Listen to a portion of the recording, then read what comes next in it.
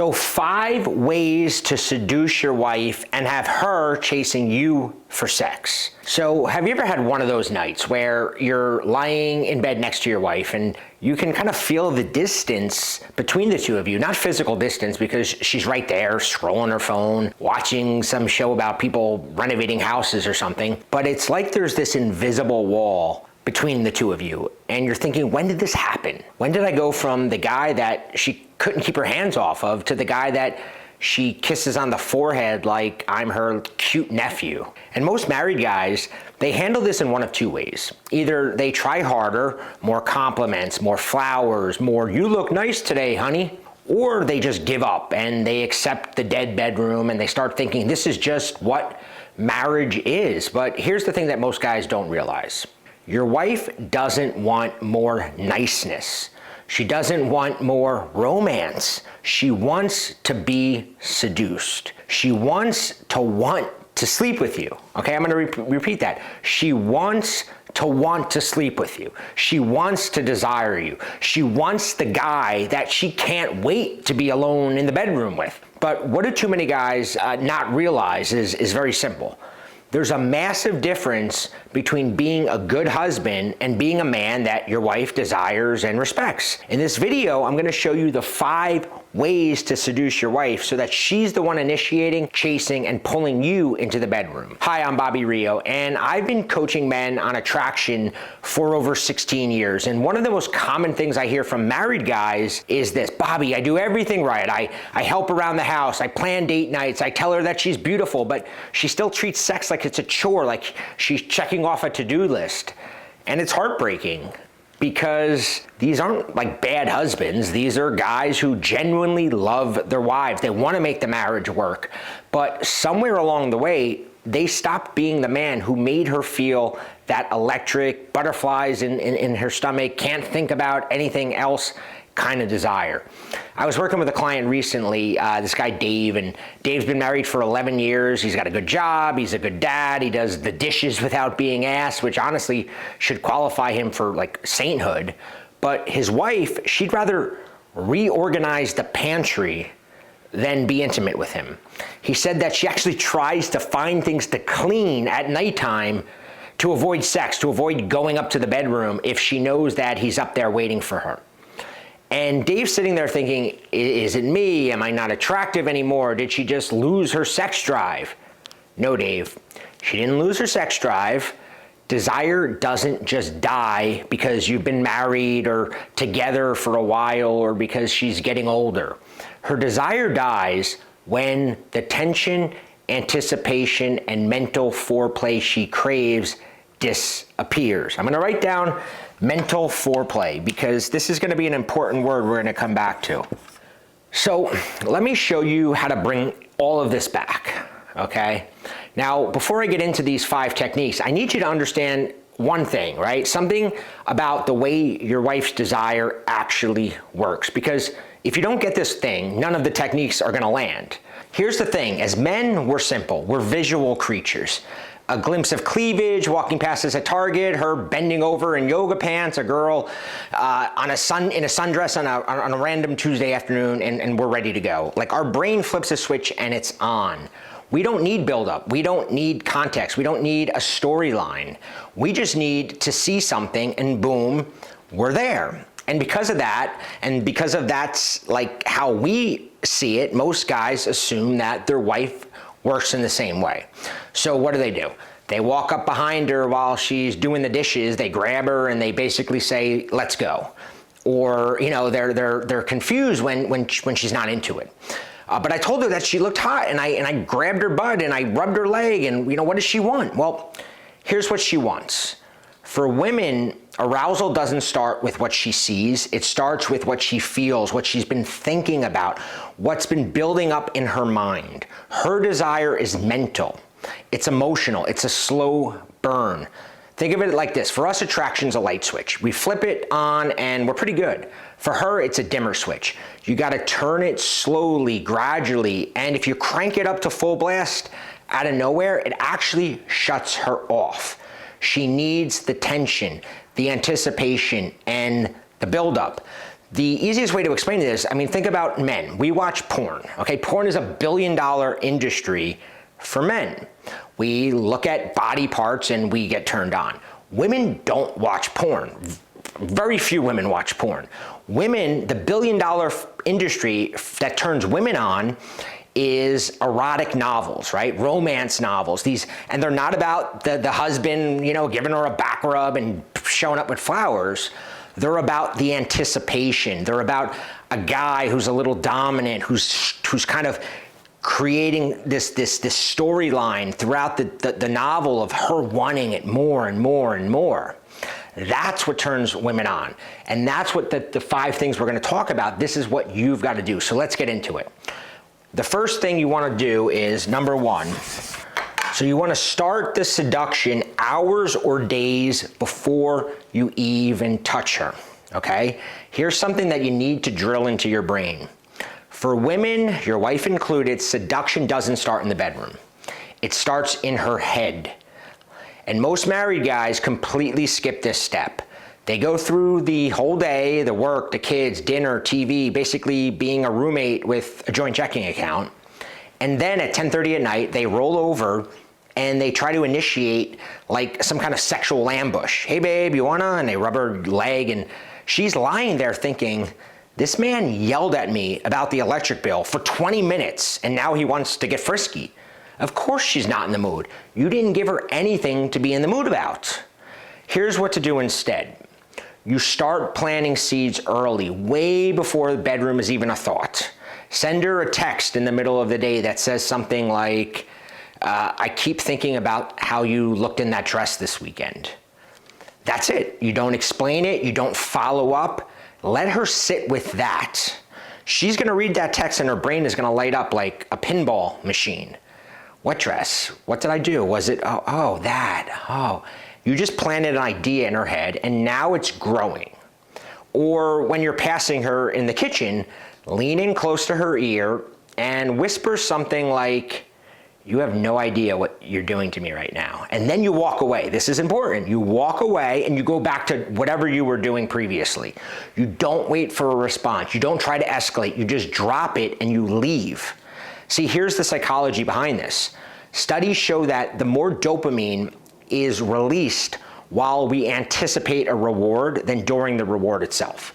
The buildup is literally more exciting than the payoff. It's the reason why gambling is addictive, because you don't get addicted to gambling because you win all the time. You get addicted to the anticipation of it, right? When the roulette wheel is spinning and you're waiting, that's when the dopamine is released. Well, it's the same thing in a sexual way for women. It's not like when you grab her leg that the dopamine is released. It's while she's wanting and waiting to see what you're gonna do next. That's when she's getting turned on. So when you plant these little seeds throughout the day, you're not just being like flirty, you're hijacking her dopamine system. You're making her think about you and what might happen later, and she's thinking about that all day now. And by the time that you're both home that evening, you didn't have to get her in the mood. She's been in the mood since 2 p.m.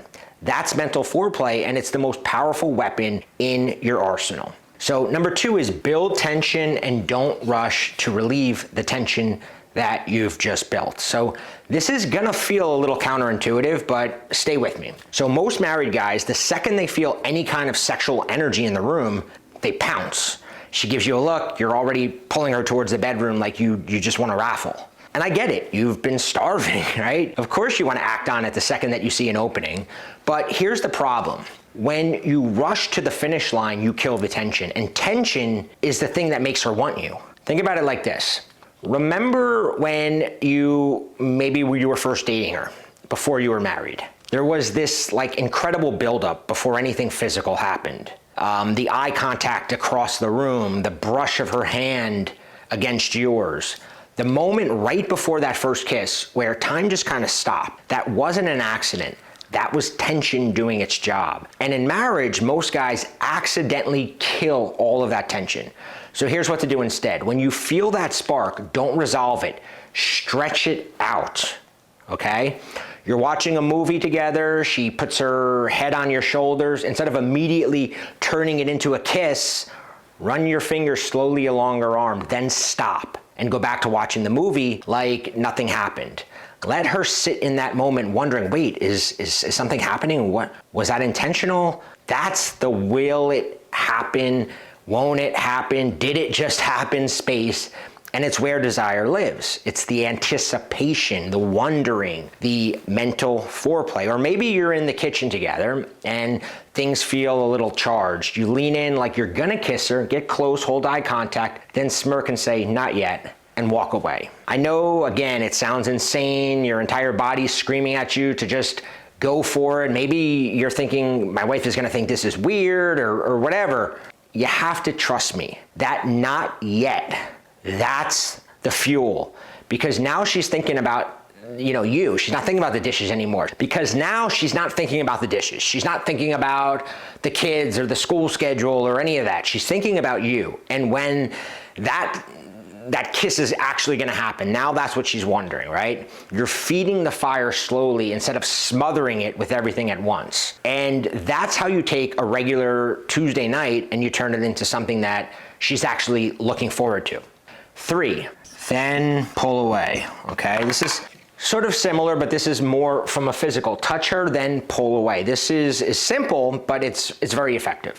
Most guys fall into one of two camps with physical touch. Either they're all over their wife, like constantly grabbing, pawing, being the guy who can't keep his hands to himself, or they barely touch her at all because they've been rejected so many times that they're afraid to even try. Both of these kill attraction. The first one makes her feel like you're a needy teenager who just discovered girls. The second makes her feel like you're her brother. Neither of those is sexy. Here's what actually works. You touch her with intention, and then you take it away. You're walking past her in the hallway, and you put your hand on the small of her back, and you let it linger for just a second, then you keep walking. You're sitting on the couch, and you rest your hand on her thigh, and you let your thumb trace a little circle, then you pull your hand back, and you check your phone like nothing happened. You're standing behind her while she's cooking, and you brush her hair to one side, let your lips barely graze the back of her neck, and then step back and say, smells good, what's for dinner? See, what's happening here is you're giving her a taste and then you're taking it away. And that gap, that space between the touch and the withdrawal is where desire starts building. She's not thinking, oh, he touched me, my back, how nice. She's thinking, why did he stop? I wanted more of that. And now she's the one closing the distance. She's the one finding excuses to be near you. She's the one initiating because you created a void, and human nature hates a void. We always want to fill it. The key is this. Your touch has to feel like a preview, not a transaction. You're not touching her because you want something. You're touching her because you're a man who's attracted to his wife and you're in no rush. That energy, that confidence, that's intoxicating to a woman. Number 4, if you think about romance novels and what turns women on, a lot of times it's the barrier. It's the we shouldn't be doing this. We can't do this. I want to do it, but we can't, right? And that's why one of the things that helps you seduce your wife is creating false barriers. So this is one of my favorites, and it's based on one of the most powerful psychological triggers in existence. And it's very simple. We want what we can't have. Okay? We want what we can't have. It's why a sold out restaurant suddenly seems way more appealing. It's why the second someone says you can't do that, you immediately want to do it. And in your marriage, you can use this to your advantage. See, the problem with most married guys is sex is always available, or at least they're always available for it. And when something's always on the table, it stops feeling exciting. It stops feeling like something she has to earn or chase. So what do? You create false barriers. Here's what that looks like. You're both in the bedroom. Things are getting a little heated. She's clearly into it. And instead of just going with it, you pull back slightly, look at her and say, I've got that early meeting tomorrow. Then you pause, smirk, let her process that. And I promise you, something in her brain just short-circuited because she's used to you being the one who always wants it. She's used to sex being your idea. And now suddenly you're the one pumping the brakes. That doesn't compute. Now, there's a difference between not being in the mood and, being the guy on his phone and ignoring her than being the guy turning her on and then pulling back. That is what works, not being the guy who doesn't even notice her in the bedroom. And what happens when something doesn't compute, right? When she's like, what? She has to resolve it. She has to figure it out. She has to chase it. Another version of this is maybe you're getting ready to go out and she's looking incredible and you lean in and you whisper, if we weren't already late right now, oh my God, what I would do to you. And you don't even finish the sentence. You just let it hang there. Now she's spending the entire dinner thinking about what you were gonna say or what you're gonna do to her. You've just created a barrier, a we can't right now scenario that makes the eventual payoff 10 times more intense, because now she's not just willing, she's craving. The false barrier turns sex from something that it's just there into something that feels a little forbidden, a little exciting, a little urgent. And that's the energy that has been missing for a lot of guys. 5, lead with quiet dominance. Okay, lead with quiet dominance.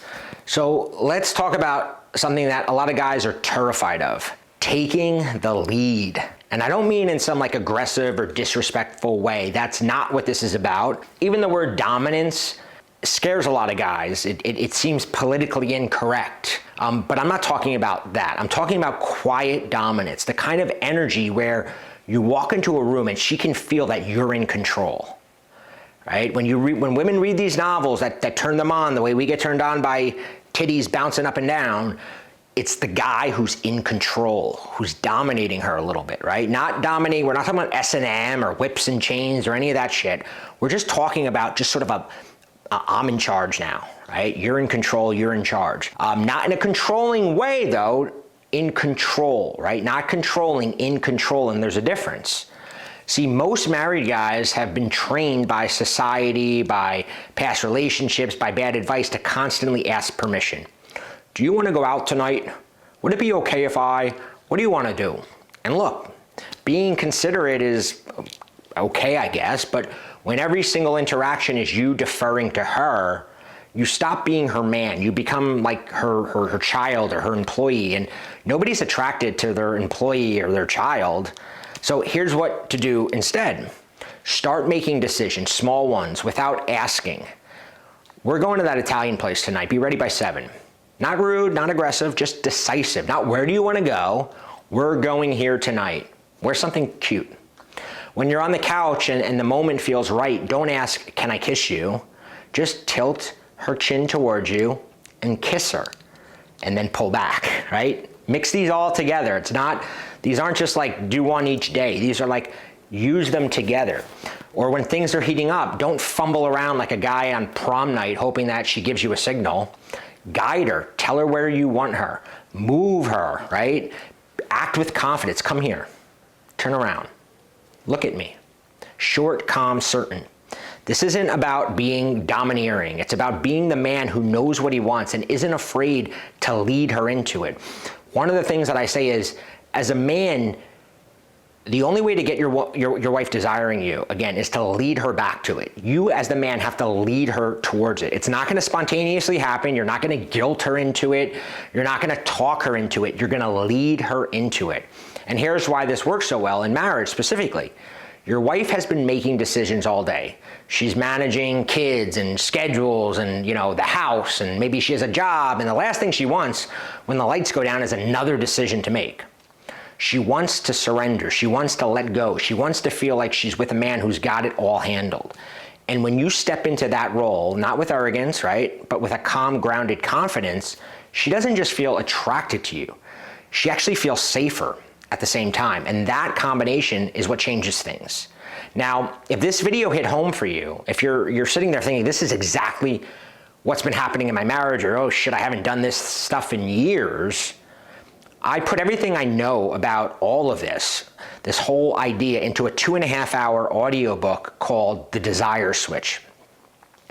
And I'm not gonna sugarcoat it. This isn't like couples counseling in disguise.